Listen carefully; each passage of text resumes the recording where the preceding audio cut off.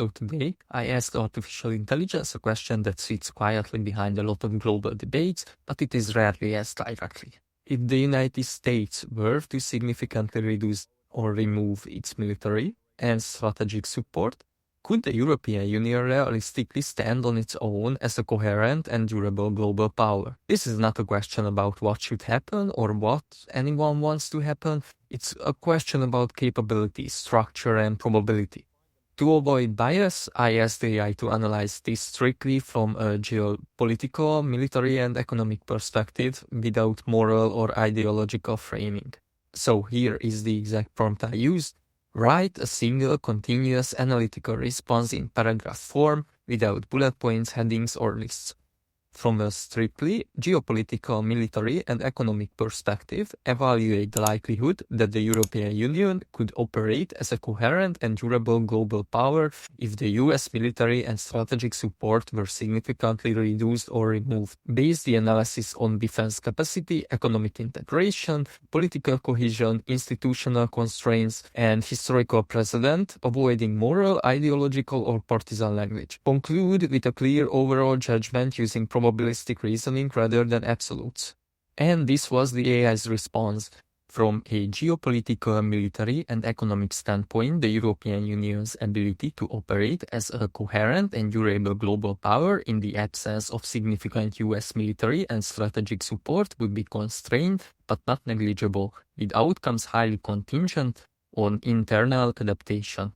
So right from the start, the AI avoids an absolute answer. It doesn't say the EU would fail. It doesn't say it would succeed. Instead, it frames the situation as conditional. The phrase constrained but negligible is important because it suggests the EU already has meaningful power, but that power is limited by how it organized rather than by a lack of resources. So let's move on. Militarily, the EU collectively possesses substantial latent capacity in terms of manpower, industrial base, and technological sophistication. Yet this capacity is fragmented across national forces with divergent doctrines, procurement systems, and political controls. And it lacks the unified command, strategic enables, and nuclear and expeditionary integration that the United States has historically supplied through NATO. So this is one of the core points of the analysis. On paper, Europe looks strong. Large populations, advanced weapons industries, and modern militaries already exist. The issue is fragmentation. These forces are organized nationally, not collectively. Different countries train differently, buy different equipment, and answer to different political authorities. What the United States provides through NATO is not just military strength, but coordination, logistics, intelligence, and command integration. Without that, Europe's raw capacity does not automatically translate into unified power. While recent increases in defense spending and coordination suggest a partial shift towards greater autonomy, structural inefficiencies, and the absence of single strategic authority would likely limit rapid power projection and sustained high-intensity operations. So here, the AI acknowledges recent changes. European defense spending is rising and coordination is improving. But it emphasizes that spending alone does not fix structural problems. Without a central strategic authority, Europe would struggle to act quickly or sustain large-scale military operations far from its borders. This implies that autonomy is possible but slow and limited. Economically, the EU's integrated market, regulatory reach, and currency strength provide it with significant tools of global influence, particularly in trade, standard setting, and sanctions, and these instruments could continue to function independently of the US support. However, economic power alone does not reliably translate into strategic leverage without credible military backing. So this is where the EU looks strongest. Economically, it already stands on its own. The EU shapes global trade rules, enforces sanctions, and sets regulatory standards that affect companies worldwide.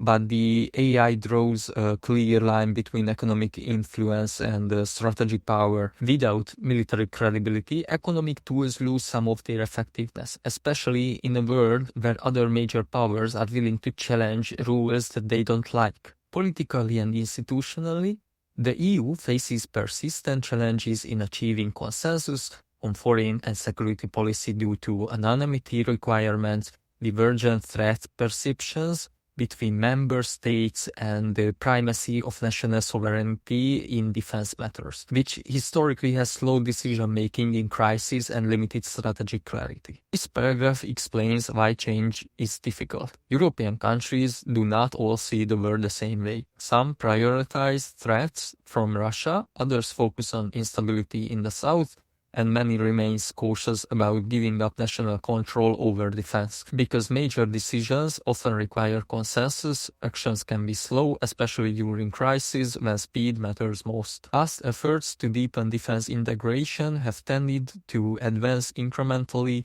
in response to external shocks, but have stopped short of producing a fully unified strategic actor, suggesting a pattern of adaptation without transformation. Historically, Europe tends to react rather than transform. Crises push integration forward, but only so far. The AI suggests that this pattern would likely continue. Even with reduced US support, Europe would adapt, but not fundamentally reinvent itself as a single strategic power. Taken together, these factors indicate that while the EU could plausibly function as a regionally secure and economically influential actor with selective global reach if US support were reduced, the probability that it would evolve into a fully coherent and durable global power comparable to established military hegemonies without substantial institutional reform and long-term political convergence appears moderately low, perhaps on the order of 1/3. This is the AI's final judgment.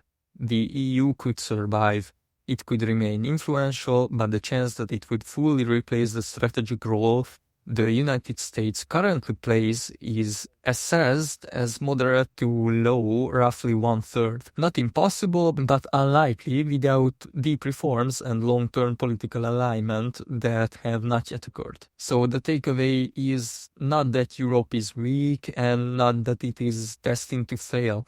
The takeaway is that Europe's future power is conditional. It depends less on money or technology and more on political will, institutional reform, and the ability to act as one. Whether that happens remains an open question. That's what this channel is about. If you want to see more questions like this asked and analyzed through a purely analytical lens, consider subscribing to the channel and let me know in the comments what questions you think AI should be asked next. Until next time.